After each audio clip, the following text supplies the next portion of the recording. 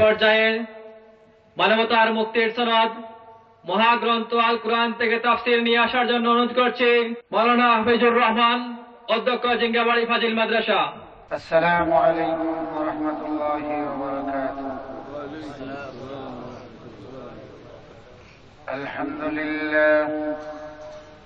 আলহামদুলিল্লাহ নাহমাদুহু ওয়া নাস্তাঈনুহু ওয়া নাস্তাগফিরুহু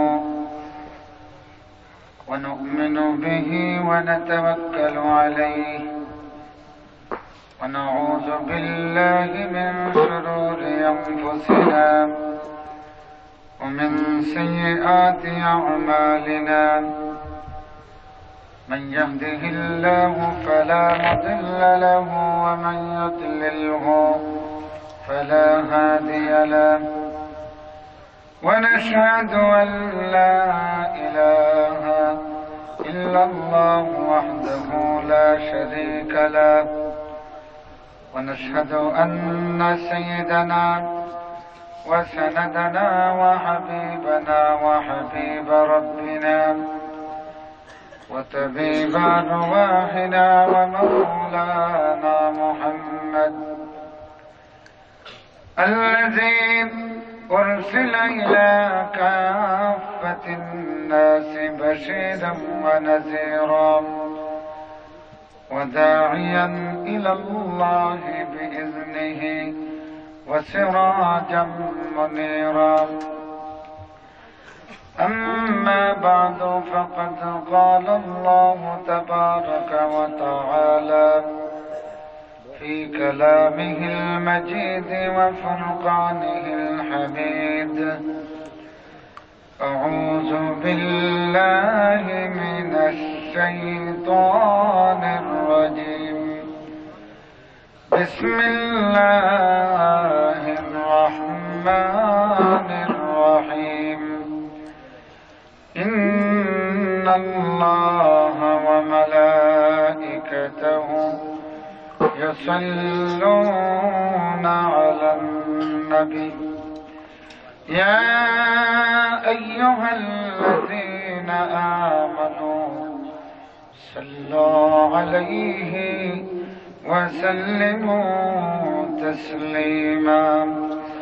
زبان كل محبة الشيطان اللهم صل على وعلى آل سيدنا مولانا محمد. اللهم صل على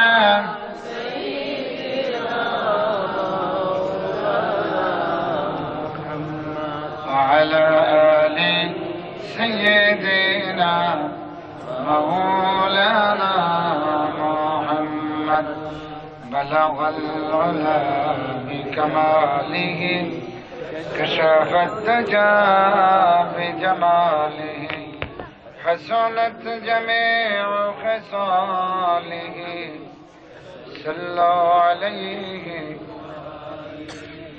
نور احمد نے جہاں کو جب اجالا کر دیا، نور احمد نے جہاں کو جب اجالا کر دیا، درمیان حق و باطل فرقہ پیدا کر دیا. بلغ العلا بكماله كشف الدجى بجماله حسنت جميع خصاله صلى عليه. لطف موسیٰ با خدا در کو ہے دور، لطف احمد با خدا در عرش نور. بلغ العلا بكماله كشف الدجى بجماله حسنت جميع خصاله صلوا عليه. گفت موسیٰ با خدا در کو ہے دور، جاہدوا اهواءکم كما تجاهدون أعداءكم أو كما قال عليه الصلاة والسلام.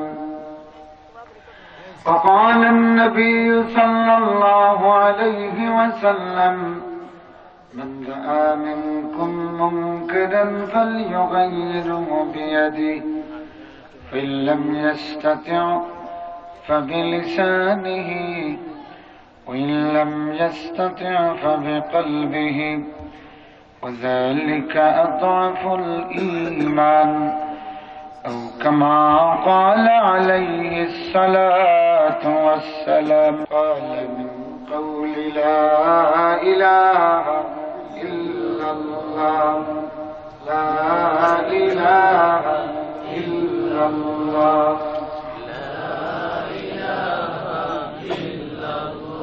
গলা ছেড়ে আওয়াজ দিয়ে পড়ুন, লা ইলাহা ইল্লাল্লাহ লা ইলাহা ইল্লাল্লাহ আল্লাহু আল্লাহ আল্লাহু আল্লাহ আল্লাহু আল্লাহ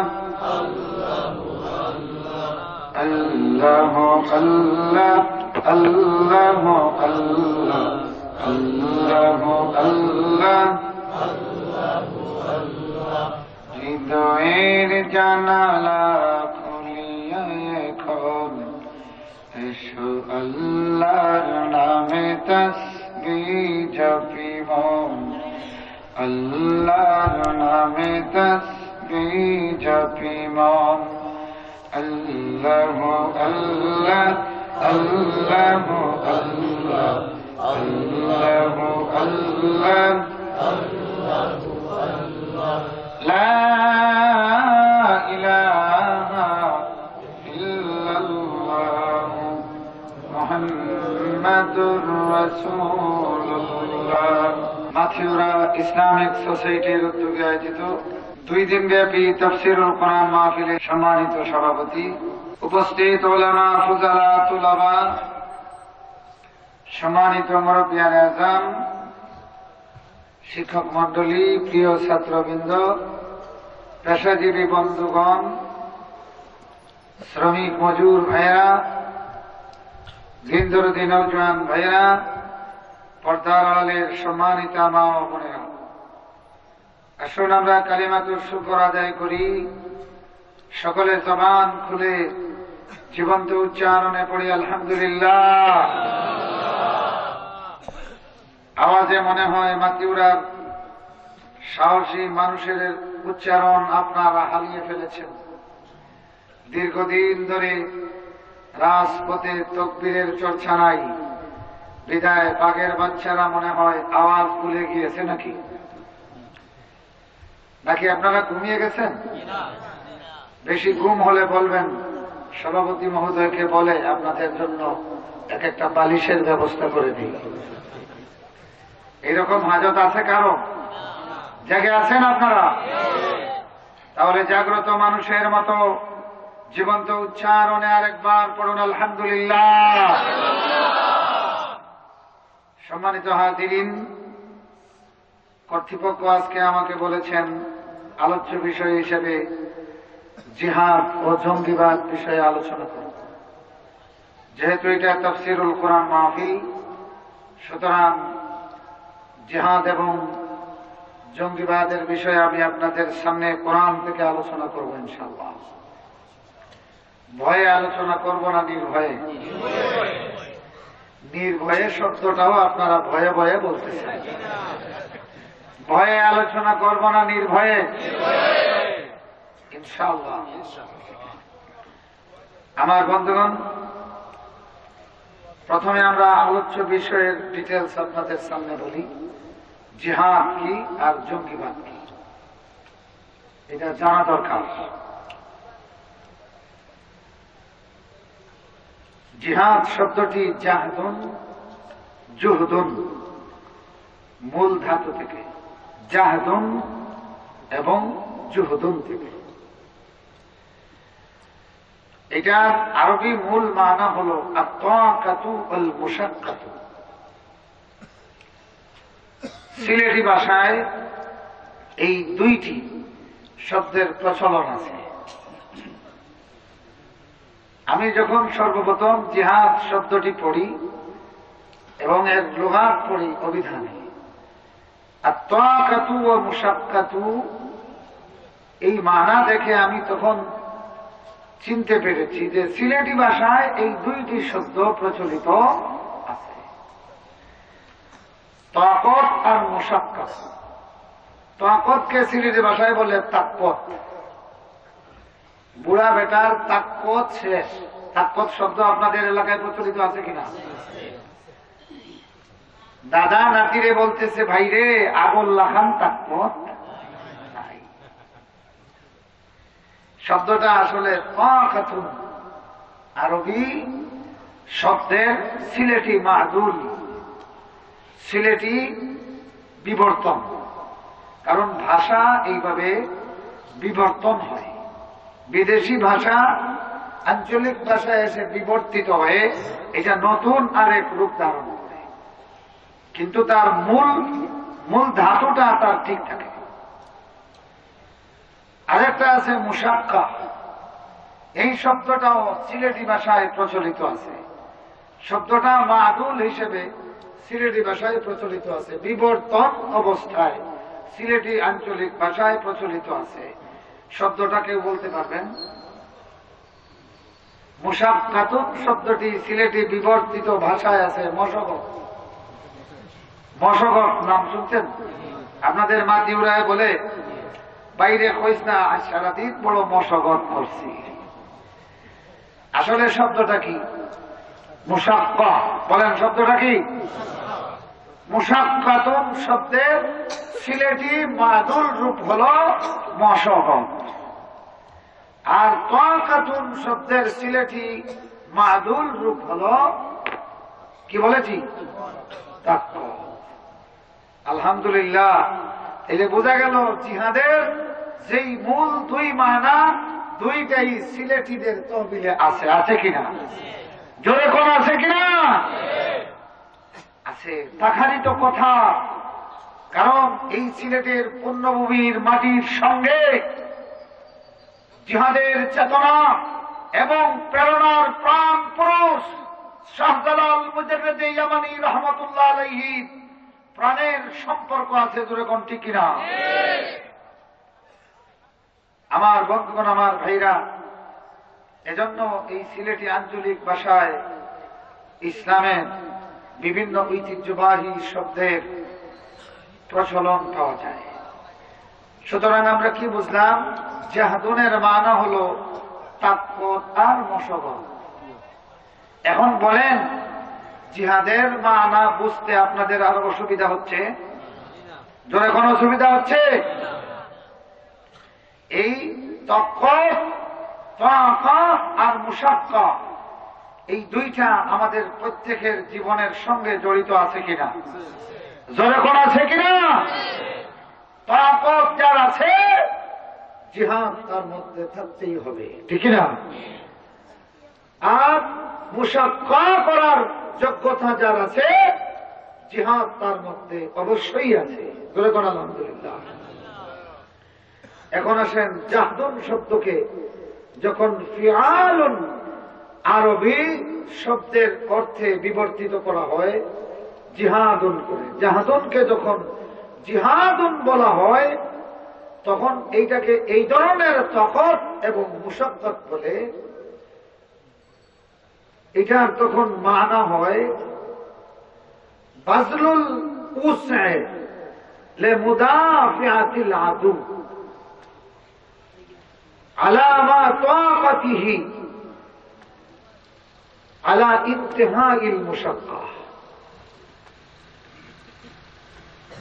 জিহাদ মানে হলো জুহুদকে কন্টিনিউ করা, তাকত আর মশগতকে কন্টিনিউ করা। লিমুদাফাতিল আদু, শত্রু দমনের তরে। শত্রু দমনের তরে নিজের তাকত এবং মুশাক্কাতকে কন্টিনিউ করার নাম হলো জিহাদ। এখন আপনারা বলেন, পৃথিবীতে এমন কোন মানুষ আছে যে তার শত্রু দমন করতে চায় না? শত্রুরে দমন করতে চায় না এমন কোন মানুষ পৃথিবীতে আছে? বলেন, আছে? নাই। তাহলে বোঝা গেল, হিন্দু বলেন, বৌদ্ধ বলেন, খ্রিস্টান বলেন, মুসলমান বলেন, নাস্তিক বলেন, আস্তিক বলেন, কালো বলেন, সাদা বলেন, পৃথিবীর প্রতিটি মানুষ কেউ তার শত্রুরে পছন্দ করে না। শত্রুকে মোকাবিলা করতে সে বদ্ধপরিকর, ঠিক না? শত্রুর মোকাবিলায় চূড়ান্ত সাধ্য এবং চূড়ান্ত প্রচেষ্টা অব্যাহত রাখার নাম হল জিহাদ। এখন আমি আপনাদেরকে জিজ্ঞাসা করতে চাই, মানুষ হিসাবে আমাদের একটা শত্রু আছে কিনা? যারা বললেন না তাদের কোন দুশমন নাই। ইবলিসের নাম শুনছেন? ইবলিসের নাম শুনছেন? আল্লাহ রাব্বুল আলামিন এই ইবলিস, আদম আর হাওয়া, এই তিনজনকে দুনিয়াতে পাঠাইল। ইহবিতু, তোমরা সবাই জামিয়া একত্রিত এসব দুনিয়াতে যাও। আল্লাহ বললেন, এই দুনিয়াতে তোমরা একজন আরেকজনের দুশমন, একজন আরেকজনের দুশমন। কেমন দুশমন? ইবলিস আল্লাহ রাব্বুল আলামিনের কাছে চ্যালেঞ্জ করতেছে, فبما أغويتني لأقعدن لهم صراطك المستقيم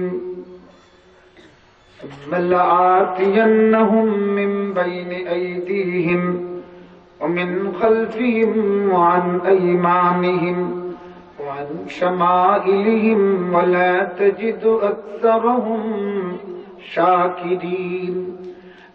দুনিয়ার ইমানদারগুলি, মাতিউরার মানুষগুলি, আল্লাহ রাব্বুল আলামিন কোরআনে হাকিমে আমাদের চূড়ান্ত দুশমনটারে চিনাইয়া দেয়।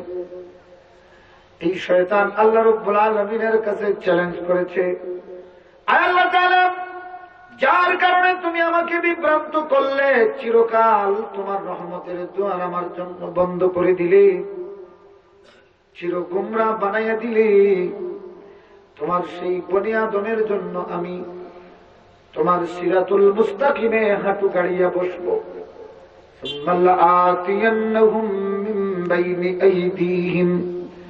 অতঃপর সামনের দিক থেকে আমি তাদেরকে হামলা করব, ওমিন খালফিহিম, পিছনের দিক থেকে তাদের উপরে চড়াও হব, ওয়ান আইমানিহিম, ডান দিক থেকে চড়াও হব, ওয়ান শিমালিহিম, বাম দিক থেকে চড়াও হব, ওয়ালা তাজিদু আকসারহুম শাকিরিন। এবং তোমার অধিকাংশ বান্দারে তোমার শুকরগুজার হিসেবে পাবে না।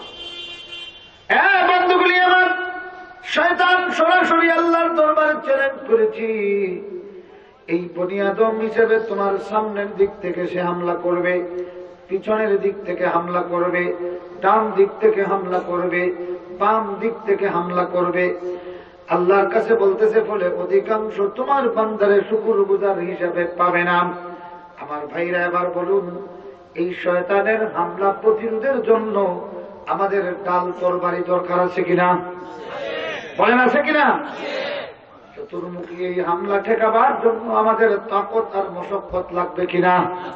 দরকার লাগবে কিনা?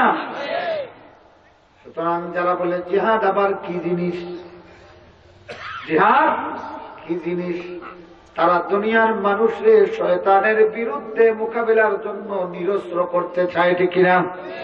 আরো দরকার, ঠিক কিনা?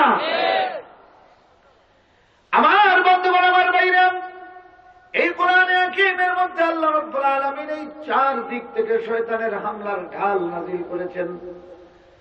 আল্লামা আহমদ মুফাসসির মুহাদ্দিস তিনি বলতেছেন, প্রতিদিন সকালবেলা বাদাস সুবহ জা ইলাইয়া ইবলিস, আমার কাছে শয়তান আসে।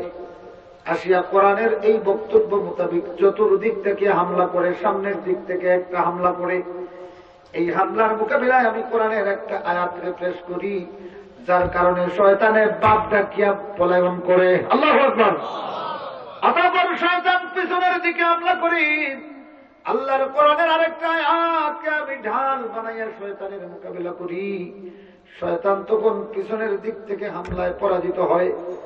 অতঃপর ডান দিক থেকে হামলা করে আল্লাহর কোরআনের একটা আয়াত আমার সামনে এসিয়া শয়তানের ডান দিকের হামলাকে প্রতিহত করে। অতঃপর শয়তান বাম দিক থেকে হামলা করে আল্লাহর কোরআনের এই আর একখানা আয়াত আসিয়া বাম দিক থেকে আমাকে সাইড দেয়। শয়তানের হামলা আমি প্রতিহত করি। আমার বন্ধুরা, আমার ভাইরা, তাইলে বোঝা গেল শয়তানের বিরুদ্ধে লড়াইয়ের জন্য চতুর্মুখী হামলার ঢাল আল্লাহ কোরআনে দিয়েছে, ঠিক না? অতএব কোরআনের চেয়ে বড় জিহাদি বই আর আসেনি? আছে? কোরআনই হলো সবচেয়ে বড় জিহাদি বই। সুতরাং সময় খারাপ, পরিস্থিতি খারাপ, ঘরের ভিতরে কোরআন শরীফ রাখবেন না, কারণ কয়েকদিন পরে লোকজন দরিয়া দেখানো হয় জিহাদি বই পাওয়া গেছে। পত্রিকায় দেখেন না, সর্বনাশ, জিহাদি বই পাওয়া গেছে। কোরআন হলো সবচেয়ে বড় জিহাদের বই, সবচেয়ে বড় জিহাদের কিতাব। সুতরাং মুসলমান সাবধান, ঘরের ভিতরে এখন আর কোরআন শরীফ রাখবেন না, কারণ এটা হলো সবচেয়ে বড় জিহাদের বই। রাখবেন? রাখলে তো বিপদ আছে। বিপদ মাথায় নিয়েও রাখবেন। দেখি কারা রাখবেন, হাত উঠান।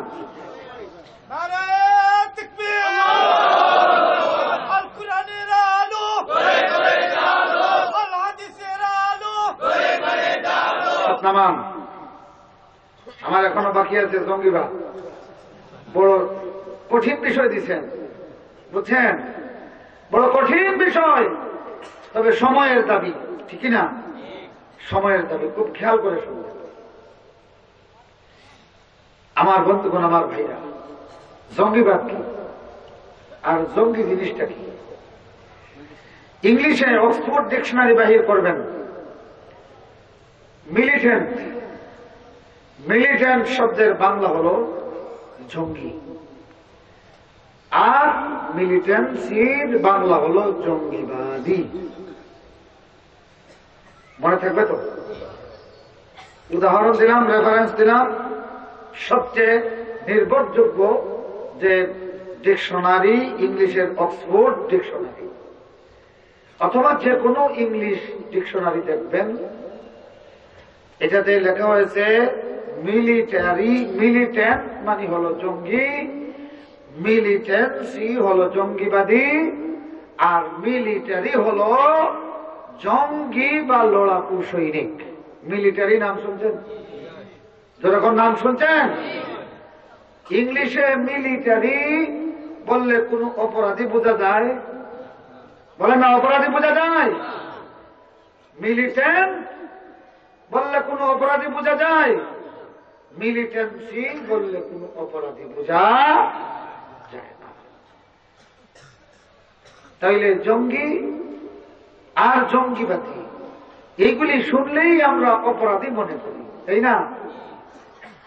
আসলে আমাদের বুদ্ধিজীবীদের বুঝতে ভুল হয়েছে। এখন আসেন, জঙ্গিবাদ জিনিসটা কি? জঙ্গিবাদ এই মিলিটেন্সি, মিলিটেন্ট যারা আবিষ্কার করেছে তারাই এইটার সংজ্ঞা দিয়েছে। তারাই বলেছে favouring the force or pressure to achieve one's aim, মানে হলো চাপ প্রয়োগ করা, নিজের লক্ষ্যে পৌঁছার জন্য ফোর্স অ্যাপ্লাই করে, চূড়ান্ত চাপ প্রয়োগ করে নিজের লক্ষ্যে পৌঁছার প্রক্রিয়াকে জঙ্গিপনা বলা হয়। এই প্রক্রিয়া যারা করেন তারা হলেন মিলিটারি। এই প্রক্রিয়ার নাম মিলিটেন্ট, আর এই রকম মতবাদের নাম হলো মিলিটেন্সি। যার কারণে পৃথিবীর সবগুলি সৈনিককে বলা হয় মিলিটারি, ঠিক না? মিলিটারিদের চূড়ান্ত এইম কি? চূড়ান্ত এইম হলো প্রাণ বিসর্জন দিয়েও এবং প্রাণ হত্যা করেও আমার টার্গেটে আমাকে পৌঁছতে হবে। সেই টার্গেট যদি হয় দেশ রক্ষা করা, এজন্য আমি আমার প্রাণ বিসর্জন দিব। গুলির সামনে আসলে শত শত শত্রু হত্যা করব, তথাপি দেশের 1 ইঞ্চি জমিও শত্রুর হাতে উঠাইয়া দিব না। যার কারণে এই লক্ষ্যে যারা এগিয়ে যায় তাদেরকে মিলিটারি বলে। কি বলা হয়? মিলিটারি। সেই অর্থে বাংলাদেশের বলেন আর পৃথিবীর সবগুলি রাজনৈতিক দল মিলিটেন্সিতে বিশ্বাসী, ঠিক না? যখন ঠিক না, নিজের আদর্শ কায়েমের জন্য হরতাল, অবরোধ এগুলি কোন দলে করেন না? সকলে করেন কি করেন না? তার মানে জাতির উপরে চাপ প্রয়োগ করে, প্রেসার ক্রিয়েট করে একটা লক্ষ্যে পৌঁছার প্রক্রিয়াকে যদি জঙ্গিবাদ বলা হয়, তাহলে পৃথিবীতে সবচেয়ে বড় জঙ্গিবাদ হলো সমাজতন্ত্র। এখন ঠিক কিনা? সোভিয়েত ইউনিয়নে সমাজতন্ত্র প্রতিষ্ঠিত হয়েছে। জানেন কতজন মানুষের লাশের উপর দিয়া? 3.5 কোটি বনি আদমের লাশের উপর দিয়া এদেরকে হত্যা করা হয়েছে। 3.5 কোটি মানুষ হত্যা করে এই মানুষের লাশের উপরে সমাজতন্ত্র প্রতিষ্ঠিত হয়েছে। ওই সেই রাশিয়া সেই সমাজতন্ত্রকে আজ পর্যন্ত কেউ সন্ত্রাসী বলে নাই, ঠিক না? যখন ঠিক না, আমার বন্ধুগণ, আমার ভাইরা, চীনের সমাজতন্ত্র প্রতিষ্ঠিত হয়েছে। 2 কোটি মানুষ হত্যা করে মাও সেতুংয়ের অর্ডারে 2 কোটি মানুষ হত্যা করে চীনের সমাজতন্ত্র প্রতিষ্ঠিত হয়েছে। ওই এই চীন এবং মাও সেতুংকে তো আমাদের দেশের বুদ্ধিজীবীরা সন্ত্রাসী বলে না। আসেন, মুসলিনি ইটালিতে ডিক্টেটরশিপ প্রতিষ্ঠার জন্য 4 লক্ষ মানুষ হত্যা করা হয়েছে। কয় লক্ষ? 4 লক্ষ মানুষ হত্যা করেছে। ওই ইটালিয়ানদেরকে তো সন্ত্রাসী বলা হয় না। আমার বন্ধুগণ, আমার ভাইরা, এইভাবে পৃথিবীর যুগে যুগে যত বিপ্লব হয়েছে, আমেরিকা, ইউনাইটেড স্টেট প্রতিষ্ঠিত হয়েছে, লক্ষ লক্ষ রেড ইন্ডিয়ানদেরকে মাটি ছাপা দেওয়া হয়েছে জীবন্ত। ধরে করছি কিনা? ইউরোপ থেকে কলম্বাসকে তো সন্ত্রাসী বলা হয় না। আর আমেরিকার ইতিহাস খুঁজে দেখুন, স্থানীয় অধিবাসীদের লক্ষ লক্ষ রেড ইন্ডিয়ানের লাশের উপর দিয়া ইউনাইটেড স্টেট দখল হয়েছে এবং আমেরিকা প্রতিষ্ঠিত হয়েছে। আজ বড়ই আফসোস লাগে, সেই আমেরিকা ডোনাল্ড ট্রাম্পরা যখন সন্ত্রাস দমনের জন্য পৃথিবীর নিরীহ দেশে সৈনিক পাঠায়। যখন ঠিক কিনা? আরো যখন ঠিক কিনা? আমার বন্ধুগণ, আমার ভাইরা, মক্কা বিজয় হল কয় লক্ষ মানুষের লাশের উপর দিয়া? বলেন না কয়জন? সুবহানাল্লাহ, সুবহানাল্লাহ। আমার বন্ধুগণ, আমার ভাইরা, তাম পৃথিবীর নিরপেক্ষ ঐতিহাসিকরা স্তম্ভিত হয়ে যায়। 13টা বৎসর এই মক্কা মুআজ্জামায় আল্লাহর নবীকে নির্যাতন করা হয়েছে। আল্লাহর নবীর মাথা থেকে পা পর্যন্ত এমন কোন জায়গা ছিল না যেখানে কাফির বেঈমানের একটা আঘাত ছিল না। বায়তুল্লাহর সামনে আল্লাহর নবীকে অপমানিত করা হয়েছে, লাঞ্ছিত করা হয়েছে।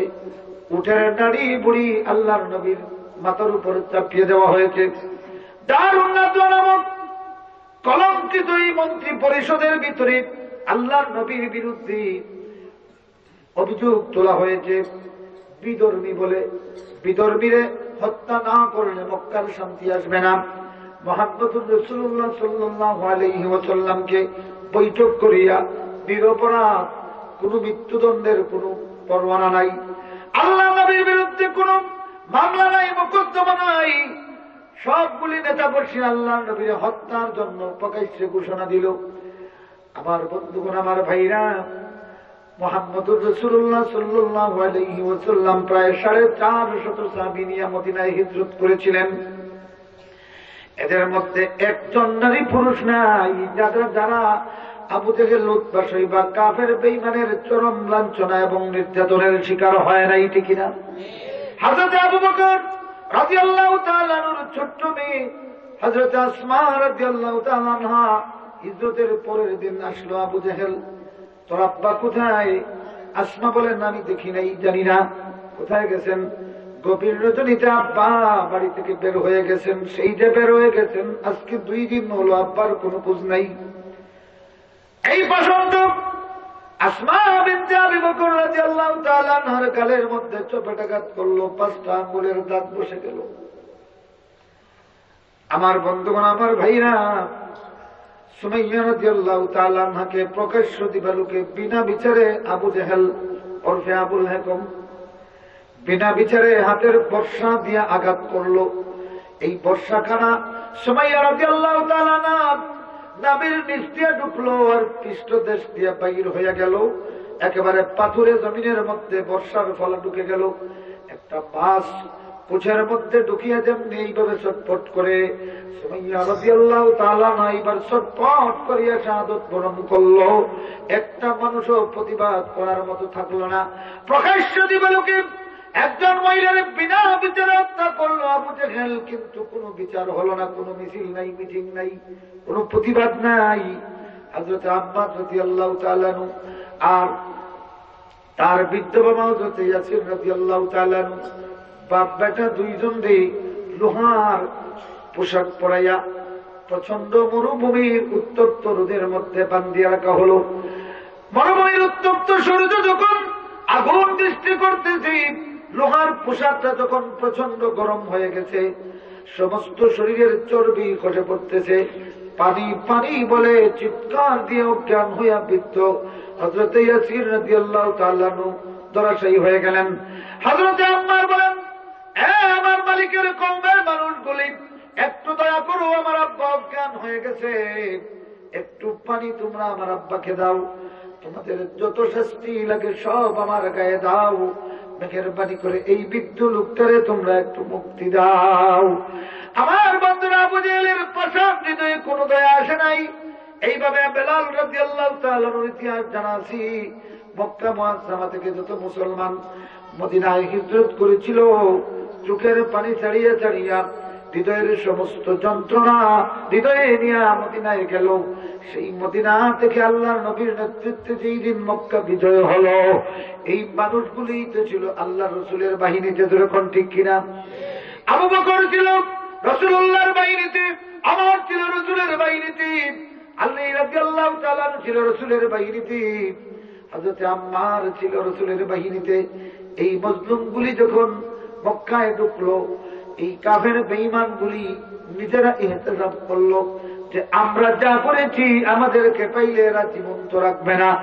এই বয়ে তারা পাহাড়ের গুহায় আশ্রয় নিয়েছে। রাহমাতুল লিল আলামিন সাল্লাল্লাহু আলাইহি ওয়াসাল্লাম মক্কায় ঢুকিয়ে এলান করলেন, তোমরা 2 কারণে নিরাপদ হয়ে যাবে। 1 নম্বর কারণ হলো, যারা পড়বে লা ইলাহা ইল্লাল্লাহু মুহাম্মাদুর রাসূলুল্লাহ, সুবহানাল্লাহ। আর কয়েকটা ঘরের কথা বলে দিলেন, এই প্লেসে যারা আশ্রয় নিবে অস্ত্র রাখিয়া তাদেরকে নিরাপত্তা দেওয়া হবে। আমার বন্ধুগণ, আমার ভাইরা, মক্কা বিজয় হয়ে গেল। মজলুমদের একটা কাফেলা মক্কায় আসলো, যেই মক্কার মানুষগুলি মাথা থেকে পা পর্যন্ত নির্যাতিত করেছে। কিন্তু এই দুনিয়ার বামপন্থীরা, দুনিয়ার নাস্তিকগুলি, দুনিয়ার ইসলামের শত্রুগুলি, মক্কা বিজয়ের ইতিহাস খুলে দেখো, এত নির্যাতিত মানুষগুলি কিন্তু বিজয় হয়ে গেল মক্কা। একটা সৈনিকও নিজের পার্সোনাল প্রতিশোধ নেওয়ার জন্য এখানে কোনো কাফের খোঁজাখুঁজি করে না। আল্লাহু আকবার। এটা হলো মুসলমানদের জিহাদের রিজাল্ট। যেরকম সুবহানাল্লাহ। আমার বন্ধুগণ, আমার ভাইরা, জঙ্গিবাদ কি জিনিস বুঝতে পারছেন তো? বর্তমানে সন্ত্রাসকে জঙ্গিবাদ আর জিহাদকে জং বলে চালিয়ে দেওয়া হচ্ছে। জোরে কোন ঠিক কিনা? আরো জোরে কোন ঠিক কিনা? ইসলামের এই জিহাদকে কলঙ্কিত করা হচ্ছে জঙ্গিবাদের নামে। অথচ আমরা দেখতেছি এই পৃথিবীর সবগুলি সরকার তার দেশের জন্য সে জঙ্গি, সবগুলি রাজনৈতিক দল তার আদর্শের জন্য সে মিলিটারি, সে জঙ্গি। তোরে কোন ঠিক কিনা? আরো তোরে কোন ঠিক কিনা? আমার বন্ধুগণ, এবার আসেন সন্ত্রাস কি? সন্ত্রাস হল ফোর্স ক্রিয়েট করা, প্রেসার ক্রিয়েট করা। তবে এই প্রেসার করা, এই শক্তি অ্যাপ্লাই করা উইদাউট অথরিটি। আনঅথরাইজ শক্তি প্রয়োগের নাম হল সন্ত্রাস। বুঝতে পারছেন? কিন্তু জঙ্গি বলা হবে না, কেননা বৈধ যত রাজনৈতিক দল আছে, সংবিধান তারে বৈধতা দিয়েছে তার আদর্শের জন্য। সে বৈধ পন্থায় সব ধরনের আন্দোলন করতে পারে, যার কারণে রাজনৈতিক দলের কর্মসূচিকে সন্ত্রাস বলা যাবে না। কিন্তু আনঅথরাইজ, যেমন হলি আর্টিজানে হামলা হল, এইটার নাম কিন্তু জং নয়, এবং এইটার নাম মিলিটেন্টও নয়, এইটার নাম মিলিটেন্সিও নয়। অক্সফোর্ড ডিকশনারি মোতাবেক এদেরকে সন্ত্রাসী বলতে হবে, ঠিক কিনা? যখন ঠিক কিনা? এরা হলো সন্ত্রাসী, টেরোরিস্ট। টেরোরিজম আর মিলিটেন্সির মধ্যে যোজন পার্থক্য। দুনিয়ার সবগুলি অভিধান খুলে দেখেন যে মিলিটেন্সিকে অপরাধী মনে করা হয়। আনঅথরাইজ ফোর্স অ্যাপ্লাই করার নাম হলো টেরোরিজম। খুব খেয়াল করে শুনবেন, আনঅথরাইজ ফোর্স অ্যাপ্লাই করার নাম হলো কি? টেরোরিজম। আর এই ফোর্স যিনি অ্যাপ্লাই করেন তিনি হলেন টেরোরিস্ট। তিনি কি? টেরোরিস্ট বা সন্ত্রাসী। বাংলা ভাষায় অবৈধভাবে মানুষের ভিতরে ভয় সৃষ্টি করে দেওয়ার নাম হলো সন্ত্রাস। বুঝতে পারছেন? সেই ভয় যদি পুলিশের পক্ষ থেকে তৈরি হয়, তাহলে সন্ত্রাসটা আমরা বলবো পুলিশ থেকে, ঠিক না? সেই ভয় যদি ডাকাত থেকে তৈরি হয়, আমরা বুঝবো যে এই সন্ত্রাসটা ডাকাত থেকে। জোরে ঘর ঠিক কিনা? জোরে ঘর ঠিক কিনা? একটা দেশের সৈনিকরা দেশ রক্ষা করবে। দেশ রক্ষা করবে মানে কি? দেশের নাগরিকদের জান, মাল, ইজ্জত, আবরু, ধর্ম, বর্ণ এইগুলির জন্য তারা হেফাজত করবে, ঠিক কিনা?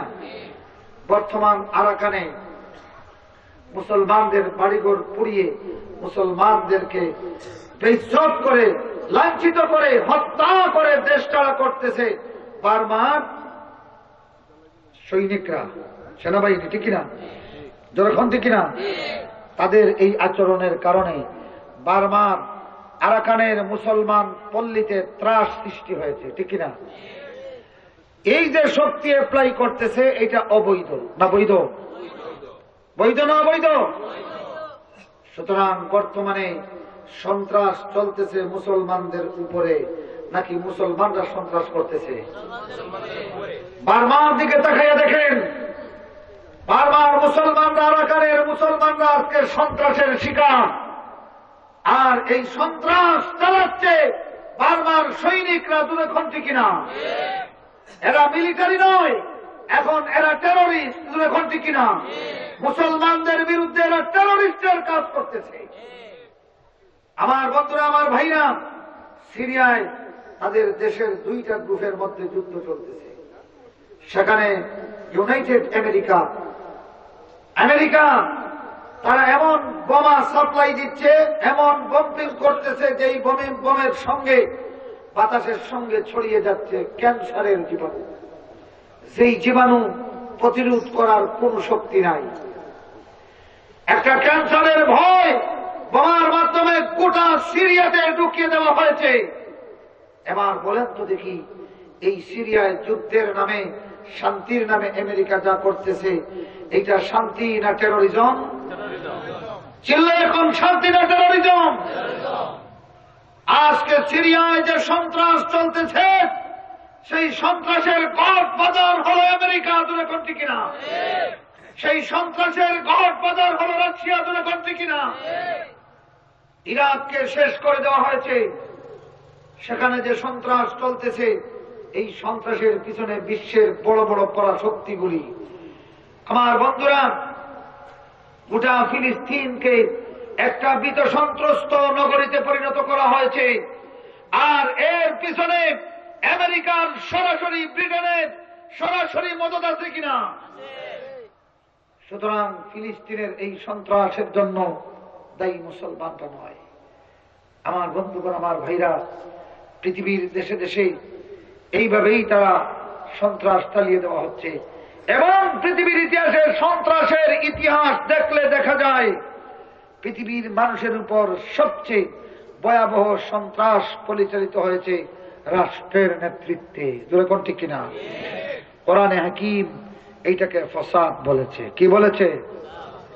আর এই ফসাদ দমনের জন্য আল্লাহর দেখানো পন্থায়, রসুলের কমান্ডে যেই মেহনত চূড়ান্ত লক্ষ্যে পৌঁছার জন্য করা হয় তাকে ইসলামে বলা হয় জিহাদ ফি সাবিলিল্লাহ।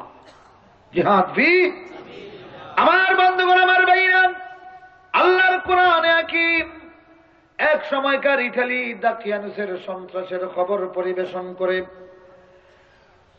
আসহাবুল উখদুদিন নারি যাতিল ওয়াকুদ ইযহুম আলাইহা কুউদুন ওয়া হুম আলা মা ইয়াফআলুনা বিল মুমিনিনা শুহুদ ওয়া মা নাকামু মিনহুম ইল্লা আইয়ুমিনু বিল্লাহিল আজিজিল হামিদ। আমার আলোচনা বুঝতেছেন তো? বিশাল লম্বা জিনিস, রিস্কি জিনিস, কিন্তু সত্য কথা বলতে হবে, যখন ঠিক কিনা? সত্য। আমাদের দেশের বুদ্ধিজীবী, আমাদের দেশের শিক্ষক মন্ডলী, আমাদের দেশের পুলিশ বিডিআর, আমাদের দেশের সমস্ত সরকারি কর্মকর্তা কর্মচারীদেরকে আজকে থার্ড আম্পায়ার হতে হবে। কি হতে হবে? থার্ড আম্পায়ার হতে হবে, নতুবা এই জাতি এবং এই দেশকে রক্ষা করা বড়ই কঠিন হবে। আমরা আজকে থার্ড আম্পায়ার হিসেবে সন্ত্রাস, জঙ্গিবাদ, জিহাদ আর ফসাদকে মূল্যায়ন করতে না পারলে আমরা অনেক সময় প্লাস্টিকের সাপে অরিজিনাল সাপ মনে করিয়া দৌড় দিয়া গিয়া গাড়ির নিচে অ্যাক্সিডেন্ট করে মারা যাইতে পারে। এইরকম ঘটনা করছে, ঘটে নাই? এইরকম ঘটনা প্লাস্টিকের এক সাপ দেখেন না, বুকরা সাপ বানাইয়া রাখে, আর কে জানি হঠাৎ এটা রাস্তায় ফেলে দিছে, অন্ধকারের লাইট মাইরে যাচ্ছে একটা লোক, হঠাৎ দেখছে একেবারে সামনে সাপ, আর ওরে বাপরে বাজারে হইয়া দিছে, লাভ লাভ দিয়ে গিয়া একেবারে গাড়ির চাকা দিছে। আমার বন্ধুরা, আমার ভাইরা, আজকে মুসলমানদেরকে দিয়া জঙ্গিপনার প্লাস্টিকের বুকরা সাপ বানানো হচ্ছে, যখন ঠিক কিনা? আরো যখন ঠিক কিনা? ইসলামের সাইনবোর্ড দিয়া আজকে প্লাস্টিকের বুকরা সাপের নামে সন্ত্রাস বানানো হচ্ছে, যখন ঠিক কিনা? আর এর মাধ্যমে প্রকৃত হক্কানি ইসলাম এবং মুসলমানদেরকে ধ্বংসের পায়তারা হচ্ছে। বড়ই আফসোস লাগে যখন দেখি যে কাউকে অ্যারেস্ট করা হয়েছে, ইসলামের বিভিন্ন বিষয়ের উপর বই তার ঘরে আছে। এখন এই বইগুলি যেমন একামতে দ্বীনের হাকিকত, ইসলামের হাকিকত, ইমানের হাকিকত, অথবা ইসলাম পরিচিতি, অথবা এইভাবে বিভিন্ন টপিক্সের উপর ইসলামের বিষয়ভিত্তিক বইগুলি, এইগুলি সামনে রাখিয়া আর পুলিশ ভাইরা একে ধরছে আর বলতেছে জিহাদি বই পাওয়া গেছে। অ্যারেস্ট করছে, কি পাওয়া গেছে? জিহাদি বই পাওয়া গেছে। তার মানে হলো কামান, বোমা, এরকম এইগুলির চেয়ে আরো ভয়াবহ অপরাধের জিনিস পাওয়া গেছে। আমার বন্ধুরা, আমার ভাইরা, বুখারী শরীফ বাইর করুন। সেই বুখারী শরীফের মধ্যে কিতাবুল জিহাদ আছে কি নাই? জোরে কোন আছে কি নাই? মুসলিম শরীফ, তিরমিজি, নাসাই, ইবনে মাজাহ, আবু দাউদ, মুয়াত্তা ইবনে মালিক, সহিহ ইবনে হিব্বান, তারপরে মুস্তাদরাকে হাকিম, পৃথিবীর যত সহিহ হাদিসের কিতাব আছে সমস্ত হাদিসের কিতাবে কিতাবুল মাগাজি আছে, যুদ্ধের চ্যাপ্টার আছে, কিতাবুল জিহাদ আছে।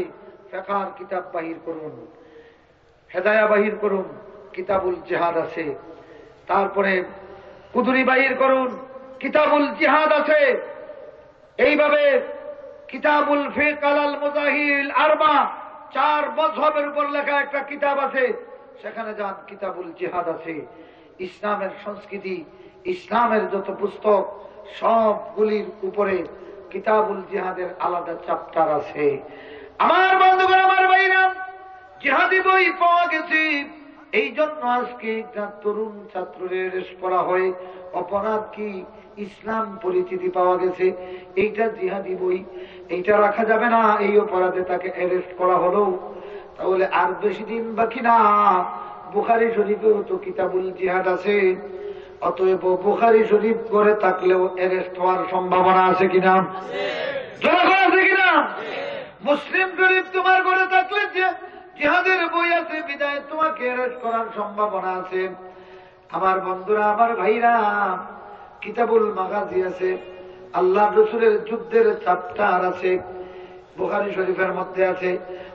বন্ধুগুলি আমার, আলেকজান্ডারের লড়াই এবং আলেকজান্ডারের যুদ্ধের বই ঘরের ভিতরে রাখলে অপরাধ হয় না। মুহাম্মদুর রাসূলুল্লাহ সাল্লাল্লাহু আলাইহি ওয়াসাল্লামের মানবতার মুক্তির লড়াইয়ের বয়ান ঘরের ভিতরে রাখলে জিহাদি বই কইয়া অপরাধী বানাইয়া তুমি তারে অ্যারেস্ট করতেছো। শুনো বন্ধু আমার, তোমার হাতে ধরি, পায়ে ধরি, এইভাবে যদি কারো হাতে হাত করা লাগাও, জিহাদি বই পাওয়া গেছে বলিয়া শুনিয়া, তার মানে তুমি মুহাম্মদুর রাসূলুল্লাহর হাতে হাত করা লাগাইলা। জোরে খটি কিনা? আরো জোরে খটি কিনা? আমার আল্লাহ বলতেছেন, ওয়াজাহিদু ফিল্লাহি হাক্কা জিহাদি هو اجتباكم وما جعل عليكم في الدين من حرج ملة أبيكم إبراهيم وسماكم المسلمين. سبحان الله. الله نبي بلن الجهاد ماض إلى يوم القيامة. একেবারে কিয়ামত সংগঠিত হওয়ার দিন পর্যন্ত জিহাদ অব্যাহত থাকবে। সুবহানাল্লাহ। জিহাদ কি থাকবে? অব্যাহত থাকবে। আমার বন্ধুরা, জিহাদ অব্যাহত করে গেছেন মুহাম্মদুর রাসূলুল্লাহ সাল্লাল্লাহু আলাইহি ওয়াসাল্লাম। আজকে যারা জিহাদ বন্ধ করে দিতে চায়, এরা মুহাম্মদুর রাসূলুল্লাহর দুশমন না বন্ধু? শত্রু না বন্ধু? হ্যাঁ বন্ধুগুলি আমার, আমি বিশ্বাস করি আল্লাহর রাসূলের মহব্বত তোমার ভিতরে আছে, কোরআনের মহব্বত তোমার ভিতরে আছে। জিহাদকে জঙ্গি বানাইয়া, জিহাদকে সন্ত্রাসী নাম দিয়া কোন মুসলমানের উপর আঘাত করিও না। প্রকৃত অর্থে যারা সন্ত্রাস করতেছে, এদের পরিচয় মুসলিম হোক হিন্দু হোক, সব মুছে ফেলিয়া এরা হলো সন্ত্রাসী। এরা কি? আলোচনা করে, এরা কি? সন্ত্রাসী। সে যেই দলের হোক, সে যেই ধর্মের হোক, এদের পরিচয় টেররিস্ট। এদের কর্মকাণ্ডকে ইসলামের উপর চাপিয়ে দিবেন। কিন্তু আজকে আমেরিকা, রাশিয়া, সমাজতন্ত্রের পুরোধাগুলি, যারা তাম পৃথিবীতে সন্ত্রাসকে আনুষ্ঠানিক ছড়িয়ে দিয়েছিল, সেই সন্ত্রাসীরা আজকে মুসলমানদেরকে আসিয়া আপনার জিহাদের বিরুদ্ধে ওয়াজ করে বুঝায়, জিহাদ মানে সন্ত্রাস।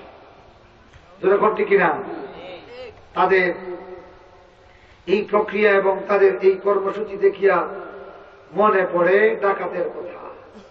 ঘরে ডাকাত ঢুকছে, ঢুকিয়া হাত পা বাঁধছে, বান্ধিয়া বৃদ্ধ লোকরে হইতেছে, চাচা তুমি বড় সম্মানী মানুষ, দেখো সম্মানী এর ইজ্জত আমরা সম্মান দেই, খবরদার নড়াচড়া করিও। ওয়াজ তো করতেছে বালা, ঠিকই না, কিন্তু কে করতেছে বলে না? কে ডাকাত কে এরকম করে না? ঘরে ঢুকিয়া হাত পাও বান্ধে, ঠিকই না? চাচা রায় কোনে কইছে ঘুমাক্কা, বহুত কষ্ট করছেন, সারাদিন কষ্ট করিয়া ব্যাংক থেকে টাকা উঠে আনছেন, আমি দেখছি, এখন নিরাই ঘুমাক্কার চাবিটা আমাকে দেব না। মহিলাদেরকে বলে, মহিলারা আপনারা সম্মানী পরিবারের মা বোন, যার যার ইজ্জত রক্ষা করুন। কানের কানবালা, কানের দুল, নাকের ফুল, গলার মালা, হাতের বালা যা আছে ফুল, ঠিক না? আর আলমিরার সন্দুক কোথায় আছে সব দেও। তোমরা ভদ্র পরিবারের মহিলা নড়াচড়া করিও না, চিল্লা পাল্লা করিও না। ডাকাত মুসলমানের একটা মানুষের ঘরে ঢুকিয়াই ওয়াজ করে, ঠিক না? ওয়াজ শুনিয়া আপনি মনে মনে কি থাকবেন? যারে ডাকায় আজ খোলা থাকতো যে আর চান্স পাইতাম সে দেখলে, ঠিক না? আমার বন্ধুগুলি, আমার ভাইরাম, যে ইহুদিগুলি পৃথিবীর ইতিহাসে সবচেয়ে প্রথমে সন্ত্রাস শুরু করেছে, ঈসা আলাইহিস সালাতু ওয়াস তাসলিমের জন্মের আগে রোম দেশে একটা শান্ত পরিবেশ ছিল। ইহুদিরা এই রোম সম্রাটের বিরুদ্ধে গুপ্ত হত্যা শুরু করলো, গুপ্ত হামলা। এই আন্দোলনকে ইতিহাসের শিকারী আন্দোলন বলা হয়। এই আন্দোলনের কর্মী যারা ইহুদিরা, এদের এক একটা চাকু থাকতো। এই চাকুর দুই দিকে ধারালো অবস্থা, দুই দিকে দাঁড় থাকতো। হঠাৎ একটা জনপদের ভিতর ঢুকলো, ঢুকে একজন মানুষের হত্যা করিয়া চট করে বাহির হয়ে চলে গেল, ত্রাস তৈরি হয়ে গেল। এইভাবে তারা মেসেজ দিল ইহুদিদেরকে যে রোম সরকারের বিরুদ্ধে ঐক্যবদ্ধ হতে হবে, তার পতন ঘটাতে হবে। এই কাজটা সর্বপ্রথম শুরু করেছে ইহুদিরা। কারা? যখন কারা? পৃথিবীর এই প্রক্রিয়ার সন্ত্রাসের ইতিহাস বুঝলে দেখা যায় এই সন্ত্রাসের বুদ্ধি আর বেগ আর চুলি ইহুদিদের মাথা থেকে এসেছে। কাদের মাথা থেকে? আর যারা সন্ত্রাস করে বোমাবর্তী বেগ আদালতে রাখিয়া ফুটাইয়া দিছে দৌড়, ত্রাস তৈরি হয়ে গেছে। এই প্রক্রিয়াটা ইহুদিদের। কাদের? যখন কাদের? ইহুদিদের প্রক্রিয়া। এটা কোনো মুসলমানের প্রক্রিয়া নয়। আর কিছু দাড়িওয়ালা, কিছু টুপিওয়ালা যুবকদেরকে আজকে গিনিপিগ বানানো হয়েছে, এদের সুরত দেওয়া হয়েছে, এদের দ্বারা আজকে মুসলমানদেরকে সন্ত্রাসী সাজানো হচ্ছে। কিন্তু এদের পিছনে যান, গেলে দেখবেন ইহুদিরা কোটি কোটি ডলার এদের পিছনে খরচ করতেছে। এদের অস্ত্র সবগুলি ইসরায়েলের অস্ত্র, দূরে কোনটি কিনা? আমরা বলবো এই সবগুলি সন্ত্রাসী এবং সন্ত্রাসের অস্ত্রগুলি খুঁজে বাহির করুন। এই অস্ত্র খুঁজতে গেলে ধরা পড়ার ভয় আছে। পার্শ্ববর্তী দিল্লিতে অস্ত্রের কারখানা, জোরে কোনটি কিনা? জোরে কোনটি কিনা? আমার বন্ধুগণ, আমার ভাইরা, বাংলাদেশকে সন্ত্রাস মুক্ত করার নামে ইসলাম মুক্ত করার ষড়যন্ত্র চলতেছে। একটা গল্প আমরা জানি, কায়দায় সামিয়া মোটা হয়ে জব্বার। এই গল্পটা, এই বক্তব্যটা দিয়েছিলেন আমাদের স্বাধীনতার প্রাণ পুরুষ, স্বাধীনতার স্থপতি বঙ্গবন্ধু শেখ মুজিবুর রহমান, ঠিক না? তিনিও আফসোস করে বলেছিলেন, কায়দায় চান মিয়া মোটা হয় জব্বার। কিভাবে? কিভাবে? জব্বার চান মিয়ার নামে রিলিফ নেই। বুঝে আসছেন? চান মিয়ার নাম দিয়া রিলিফ নিতেছে, আসলে সে কি জব্বার। একটা গ্রামের সহজ সরল চান মিয়া, বুঝছেন? এই লোকের রিলিফের অংশ সে নেওয়ার জন্য হয়েছে আমি চান মিয়া। আমি কি? চান মিয়া। এই জন্য রিলিফ খাইতেছে কে? চান মিয়ার। মোটা হইতেছে কে? আসলে সে আব্দুল জব্বার। আসলে কি? আব্দুল জব্বার। আমার বন্ধুরা, আমার ভাইরা, সত্য কথা আমাকে বলতেই হবে। রাজাকারি করলো, রাজাকারি করলো কে, আর ফাঁসি দুলে কার গলে? কিনা কসাই কাদিরের ফাঁসি মোল্লা কাদিরের গলে কেন? যখন কায়দায় সামিয়া মোটা হয় জব্বার, ইউসুফ শিকদারের ছেলে তেলোয়ার শিকদারের গলার ফাঁসি আজকে সাইদির গলায় কেন? কায়দায় সামিয়া মোটা হয়ে জব্বার। আমার ভাইরা, এই প্রক্রিয়াটা আসলে আমি দেশের নেতৃবৃন্দকে গালি দিব না, আঘাত করব না। এই প্রক্রিয়া শুরু হয়েছে ইহুদিদের মগজ থেকে। কাদের থেকে? ইহুদিদের মগজ থেকে। এই ইহুদি যারা হযরত ঈসা আলাইহিস সালাতু তাসলিম রে বড় নবী বানায়া কোরআন তাদের তাওরাত থেকে ফতোয়া দিয়েছিল। তৎকালীন সরকারকে বলেছিল যে এই ইহুদি, এই ইসরায়েলি নবী যিনি নবুয়তি দাবি করতেছে, ঈসা ইবনে মারইয়াম আসলে সঠিক নবী নয়। কিন্তু তাদের সরকার যেটা, এটা বহিরাগত সরকার ছিল, মুশরিক সরকার ছিল। সে কিন্তু জানে ঈসা ইবনে মারইয়াম আসলেই একটা স্বাধীনতার প্রাণ পুরুষ। সুবহানাল্লাহ। এই ঈসা ইবনে মারইয়ামের নেতৃত্বে বনি ইসরাইল যদি ঐক্যবদ্ধ হয়, ফিলিস্তিন আজাদ হয়ে যাবে, আমি শাসন করতে পারবো না। যার কারণে ৭২ ফিরকা ছিল ইহুদিদের মধ্যে, এদেরকে উস্কাইয়া দিল। আর এরা বিভিন্ন রাস্তাঘাটে স্বরূপ উদ্ঘাটনের নামে ঈসা আলাইহিস সালাম রে মিথ্যা নবী হিসেবে প্রমাণ করলো। সরকার দাবি করলো, তাইলে কি করব? তারা বলে, এরে তুমি অ্যারেস্ট করো, এরে মৃত্যুদণ্ড দাও। নাউযুবিল্লাহ বলেন। ঈসা ইবনে মারইয়াম আলাইহিস সালামকে সরকারের পক্ষ থেকে অ্যারেস্ট করা হয়েছে, কিন্তু দাবি করেছে ইহুদিদের ৭২ ফিরকা। নাউযুবিল্লাহ পড়েন। আরো যখন নাউযুবিল্লাহ। আমার বাংলাদেশের দিকে তাকাইলে পরে এই দৃশ্যটা ফুটে উঠে। যখন ঠিক কিনা শ্রেষ্ঠ তরজমানুল কোরআনের গলায় ফাঁসির রশ্মি ঝুলতেছে, আর আমাদের মতো লেবাসদারি আরো কিছু মানুষ রাস্তাঘাটে আনন্দ মিছিল করিয়া এদের ফাঁসি দাবি করে। যখন ঠিক কিনা তাইলে ইতিহাসের এই পয়েন্টে আসিয়া এদের সঙ্গে নবী রাসূলের ইতিহাস মিলে গেল। যখন ঠিক কিনা আরো যখন ঠিক কিনা আমার বন্ধুগণ, আমার ভাইরা, আজ তামাম পৃথিবী উদর পিণ্ডি বুদর গাড়ে চাপাইয়া মুসলমানদের সন্ত্রাসী বানাইয়া টার্গেট কিন্তু শুধু বর্তমান এ ক্লাস মুসলমান নয়। এ ক্লাস মুসলমান শেষ হয়ে যাবে, তারপরে বি ক্লাস, তারপরে সি ক্লাস। যাও আরাকানের দিকে তাকাও, আরাকানের মুসলমান কে কুন্দল করে এটা দেখতেছে না। এ উলামায়ে কেরাম গুলি, এ কওমি বলো, সরকারি বলো, আলিয়া বলো, এ উলামায়ে কেরাম গুলি, আল্লাহর ওয়াস্তে আরাকানের দিকে তাকাও। ওই দিন পত্রিকায় দেখলাম আরাকানের একটা কওমি মাদ্রাসা শায়খুল হাদিস চিটাগাঙ্গের রাস্তায় একেবারে বিবস্ত্র অবস্থায় বসিয়া ভিক্ষা করতেছে, আল্লাহ আল্লাহ বলে কাঁদতেছে। ঠিক না? যখন ঠিক না, যার কারণে আজকে কোনো বিভেদ নয়, আজকে কোনো আনানি নয়, কারো বিরুদ্ধে কোনো আজকে কাদা চূড়াচুড়ি নয়। আসো, আরাকানের যেই অবস্থা হয়েছে, তোমার বাংলাদেশে এই অবস্থা হতে বেশি দিন বাকি নাই। ও আলিমরা জেগে উঠো, ও মুসলমানরা জেগে উঠো, ও দেশপ্রেমিক গুলি জেগে উঠো। তোমার ঘরের ভিতরে কোরআন শরীফ যদি রাখতে চাও, বুখারী শরীফ যদি রাখতে চাও, তাহলে জেগে উঠতে হবে। আমার বন্ধুরা, আল্লাহ রাব্বুল আলামিন ফসাদ দমনের জন্য জিহাদ লাজিম করেছেন। ঠিক না? আলোচনা এখন ঠিক না?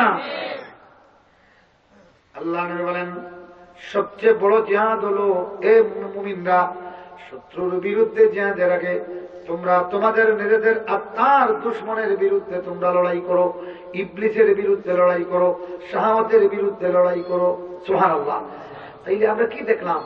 এই জিহাদটা মানুষকে আত্মসংশোধনের সবক দেয়। যখন ঠিক না, আত্মসংশোধনের সবক দেয়। আল্লাহ বলেন, আল্লাযীনা জাহাদু ফীনা লানাহদিয়ান্নাহুম সুবুলানা। যারা আমাদের রাস্তায় কন্টিনিউ মেহনত করে, সংগ্রাম করে, আল্লাহ বলেন লানাহদিয়ান্নাহুম সুবুলানা, আমরা আমাদের সব রহমতের দুয়ার তারে দেখাইয়া দেই। সুবহানাল্লাহ, আরো দূরে কোন সুবহানাল্লাহ।